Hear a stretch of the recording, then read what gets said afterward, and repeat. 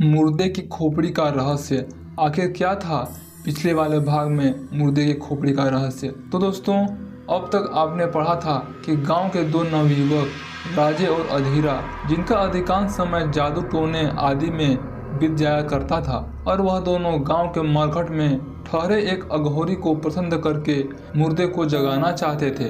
अघोरी इसमें प्राणों के जाने की बात कहकर उन्हें इनका इरादा बदलने के लिए कहता है, लेकिन वह दोनों जो नवयुवक थे, राजे और अधीरा, उन्होंने उनकी बात को नहीं माना। उन्होंने बोला, महाराज, हमें निराश न कीजिए, हम इस शक्ति को पाने के लिए अपना सब कुछ दांव पर लगाने के लिए तैयार हैं। राजे ने कहा, एक बार फिर से अच्छी तरह से सोच विचार कर लें, फिर मत कहना कि अघोरी ने चेताया नहीं।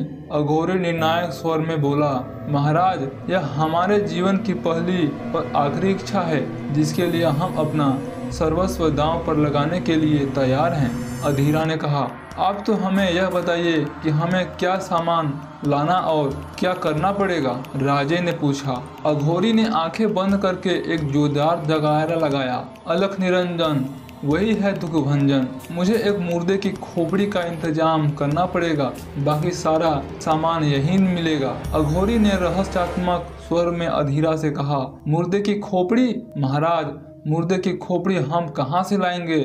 अधीरा ने चिंतित होते हुए कहा, यह तेरी समस्या है वत्स, स्वर्ग भी चाहता है और मरने भी को भी डरता है। अघोरी ने व्यंग्यात्मक लहजे में अधीरा से कहा, ठीक है महाराज, हम मुर्दे की खोपड़ी अवश्य लाएंगे। कब लाना होगा? अधीरा ने कहा, कल अमावस की रात है, काली शक्तियों के जागरण की रात। तुम दोनों कल रात ठीक 12 बजे यही आकर मुझसे मिलना। और अब तुम लोग जाओ, हमारे भोजन का समय हो गया है। अघोरी ने आदेश दिया। दोनों अघोरी को प्रणाम करके उठने को हुए। ठहर जा, प्रसाद लेता जा। अघोरी ने चावल का पात्र उठाते हुए कहा। राजे और अधीरा दोनों सन्न रह गए, लेकिन वक्त की नजाकत तो समझते हुए इनकार करना मुनासिब ना लगा। अघोरी को नाराज करने का मतलब था अपनी मौत को दावत देना। अघोरी ने मटकी को ढकते वाले 2 पात्र उठाए और दोनों को पकड़ दिया। दोनों ने कांपते हाथों से पात्र थाम लिए। अघोरी ने कौवे के मांस युक्त पके चावल का पात्र उठाया और एक लंबी सी मानव अस्थि को पात्र में डाला। राजे को उबकाई सी आ गई थी। आंखें बंद कर अघोरी ने वस्तु स्थिति को समझते हुए दोनों से कहा।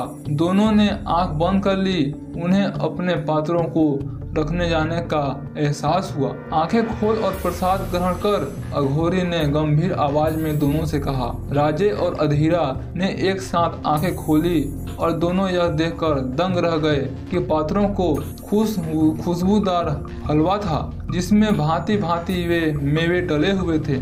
राजे और अधीरा दोनों ने यह साथ जोड़कर आवाज में कहा, महाराज की जय हो का नारा लगाया और निश्चिंत होकर वह अविस्मरणीय स्वाद का प्रसाद को चखने लगे।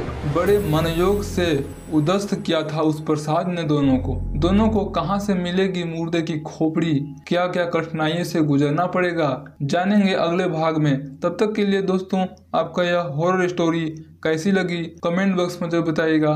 चैनल पर पहली बार आए हैं तो चैनल को सब्सक्राइब करके वीडियो को लाइक जरूर कर दीजिएगा। मैं फिर मिलता हूँ आपको एक नए हॉरर स्टोरी के साथ।